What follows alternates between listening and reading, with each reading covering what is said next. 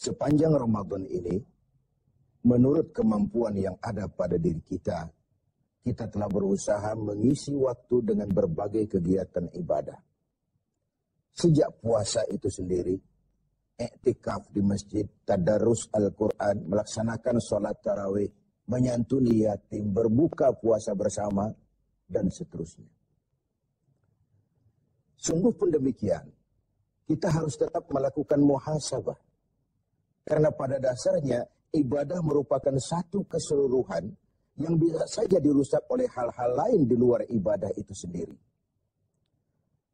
Pada kesempatan sore ini, saya ingin menyampaikan sebuah hadis. Diriwayatkan oleh Imam Ad-Dailami dari Addi bin Hatim. Bahwa Rasulullah SAW bersabda, "Sittatu asya'a tuhbitul a'mala." Ada 6 perkara yang dapat merusak suatu amal.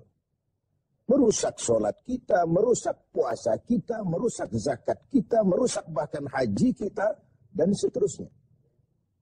Inilah yang harus kita waspadai. Kita merasa kita sudah melakukan amal begitu banyak, tahu-tahu dirusak oleh hal-hal lain yang ada pada diri kita. Apa 6 perkara yang merusak amal itu? Yang pertama, al-istighalu bi'uyubil khalqi. Seseorang yang terlalu sibuk mencari-cari aib, mencari-cari kekurangan orang lain. Sekarang ini, oleh budaya kita, mencari dan membicarakan kekurangan orang lain bukan lagi hal yang tabu. Dikorek, dicari, kemudian berakhir dengan fitnah, dan begitu seterusnya. Dan itu merusak nilai amal yang kita kerjakan. Sibuk dengan mencari aib orang lain, lalu lupa kepada kekurangan dirinya sendiri.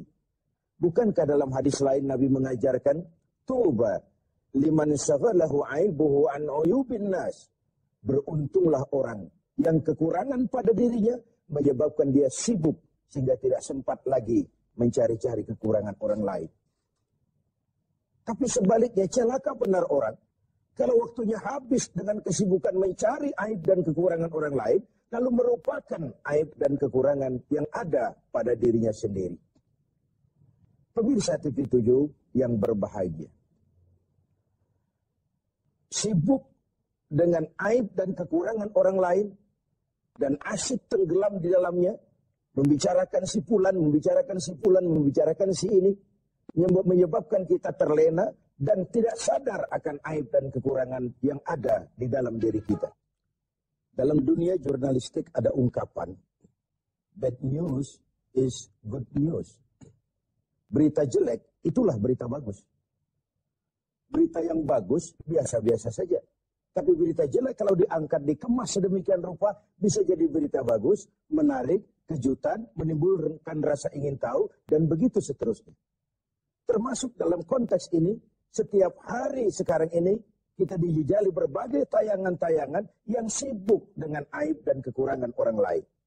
Sehingga mengakibatkan itu lalu menjadi budaya kita, dan hal-hal yang tabu tidak lagi dianggap tabu. Hal-hal yang sebenarnya memalukan sudah dianggap tidak memalukan. Sementara sedikit sekali contoh dan pelajaran yang bisa diambil dari hal-hal seperti itu. Karena itu, dengan melaksanakan ibadah Ramadan, kita juga harus mawas diri. Jangan sampai terjebak di dalam kegiatan istighal bi'uyubil khalqi. Sibuk mencari aib dan kekurangan orang lain. Sampai melupakan kekurangan dirinya sendiri. Yang kedua, yang bisa merusak amal itu adalah wa qaswatul qalbi. Orang yang keras hati. Hatinya itu kasar, keras. Beruntung kita kalau oleh Allah diberikan hati yang lembut, yang peka, cepat menerima kebenaran. Sebuah contoh, Sayyidina Umar bin Khattab, orang yang diberikan hati yang keras, tapi mudah menerima kebenaran, cepat menerima kebenaran. Dia yang dimaksud qaswatul qalbi ini, sudah hatinya keras, kasar, dan tertutup untuk menerima kebenaran. Hatinya itu degil, hatinya itu tertutup, cupik, seperti katak di bawah tempurung. Tidak mau menerima kebenaran. Nah, tatkala kita tidak mau menerima kebenaran, lalu kita merasa kitalah yang paling benar. Banyak sekali dalam perjalanan hidup ini orang-orang yang kemudian terjebak menjadi pemilik kebenaran. Mengklaim yang lain salah semua, cuma dia saja yang benar. Akhirnya juga terjebak pada hati yang keras dan kasar seperti tadi. Hati adalah raja dari kerajaan tubuh manusia. Sementara anggota badan kita yang lain cuma prajurit saja. Kaki hanya berjalan, tangan hanya mengambil, mata hanya melihat, telinga hanya mendengar. Kalau hati cenderung dan memerintah ke arah situ. Maka benar ketika Nabi bersabda, kalau baik hati, baiklah seluruh badan. Kalau rusak hati, rusak jugalah seluruh anggota badan yang lain. Qaswatul qalbi. Yang ketiga yang merusak amal itu adalah wahubbud dunia. Orang yang terlalu cinta kepada dunia. Saya menggunakan kata terlalu karena cinta kepada dunia bukan hal yang salah. Sepanjang dunia itu kita jadikan sebagai alat untuk mencapai tujuan jangka panjang, yakni akhirat dan ridho Allah. Tapi terlalu sehingga dia berurat dan berakar di hati dan kita sulit melepaskannya, ini akan bisa merusak amal. Sebab apa? Kalau kegiatan hidup kita sudah dipacu oleh hubbud dunia, cinta dunia yang berlebihan. Cinta dunia itu include cinta pangkat, cinta jabatan, cinta harta, cinta pujian dan sebagainya. Kalau itu sudah overload, sudah berlebihan dalam hidup kita, kita cenderung melakukan hal-hal yang menghalalkan segala cara. Dan ini akhirnya akan merusak nilai amal yang sudah kita kerjakan. Bukankah ini memang penyakit kita? Hubbud dunia, terlalu cinta kepada dunia, lalu menjilat ke atas, injak ke bawah, sikut kiri, kanan.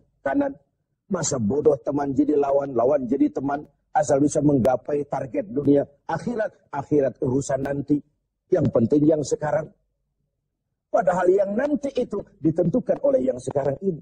Kalau beginilah cara kita mencapai tujuan, kita sudah merusak yang nanti itu juga. Karena itu, cinta kepada dunia secara berlebihan dapat merusak nilai amal kita. Inilah Ramadan, di mana kita menghadapi renungan-renungan bahwa dunia sesuatu yang bersifat sementara. Pernah saya sampaikan pada mimbar kita ini dunia. Ambil apa yang memang perlu, nikmati apa yang memang boleh. Kalau bisa jangan gagal kita di dunia ini. Tapi kalaupun kita gagal di dunia, kita kan masih punya akhirat. Inilah yang menyebabkan cara kita mencapai dunia tidak menghalalkan segala cara. Karena kita yakin akan pertanggungan jawab akhirat nanti. Itu yang ketiga. Yang keempat, waqillatul haya. Sedikit rasa malu. Ini kan budaya malu. Sekarang ini sudah setipis kulit ari. Tadi saya sampaikan yang tabu sudah dilakukan orang secara biasa. Kita tidak mengerti. Misalnya ada perempuan dengan bangga bercerita, anak saya 3, semua tidak ketahuan bapaknya. Dicerita secara terbuka di media. Dan dia merasa enjoy dengan itu. Bayangkan kalau ini lalu menjadi diikuti oleh yang lain.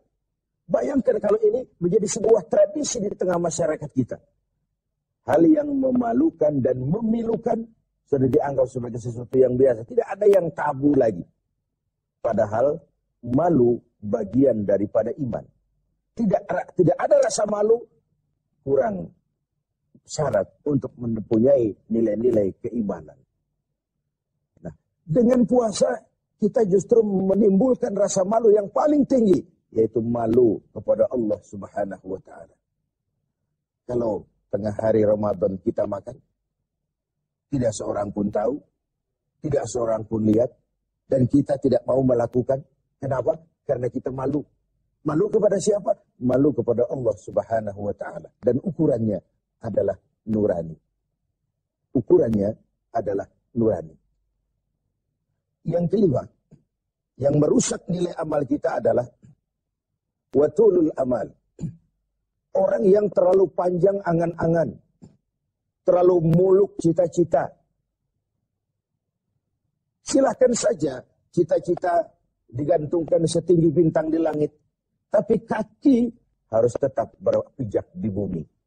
Kaki harus tetap berpijak pada realitas. Kalau tidak, kita ajakan jadi penghayal kelas berat, tukang lamun kelas tinggi, yang hidup cuma mengumpulkan jikalau, andai kata, umpama, dan misalnya. Orang sudah kemana-mana, kita masih terjebak di situ. Yang terakhir, وَظَالِمٌ لَا يَنْتَهِ. Yang merusak amal adalah perbuatan zalim yang tidak pernah sanggup kita hentikan. Zalim dari kalimat zalama, kegelapan. Kita terlahir putih, bersih, suci. Kitalah yang menghitamkan diri kita sendiri dengan perbuatan-perbuatan yang menentang Allah. Dan itu artinya kita zalim kepada diri kita sendiri. Semoga kita dapat menjaga diri dari hal-hal yang merusak.